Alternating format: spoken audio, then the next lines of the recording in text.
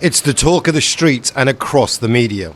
Here, at a university in Kyiv, professors are studying the war of words between Washington and Ukraine.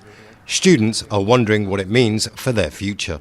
I'm a little bit disappointed because today I researched that between Russia and USA were secret meetings, and it's a little bit sad because I understood that for Ukraine it's not really well, and I hoped that USA will support Ukraine, and but today I was like I had a mental breakdown a little bit because I had a lot of hope. Actually, I'm very surprised because, there were a lot of things that Donald Trump became a president of such a great country as United States, and he could really make some peace deal to persuade Putin to really go out from Ukraine.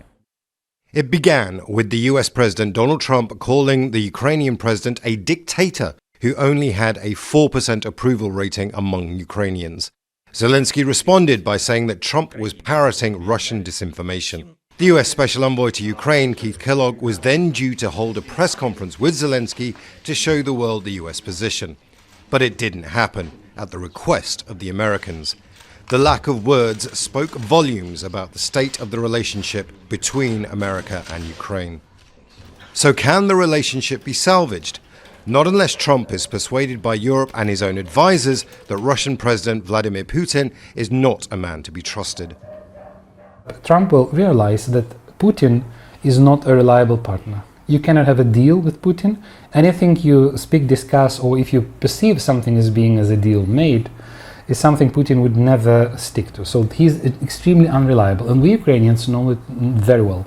Where people might have once sat and expressed their opinions in cafes, they are now using social media. And you don't have to scroll for long to find out what people are thinking. There are two overarching themes that are coming to light.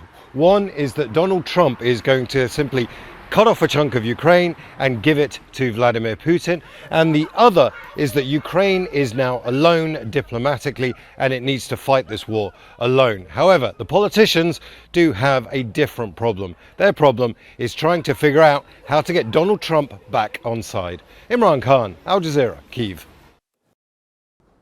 Make sure to subscribe to our channel to get the latest news from Al Jazeera.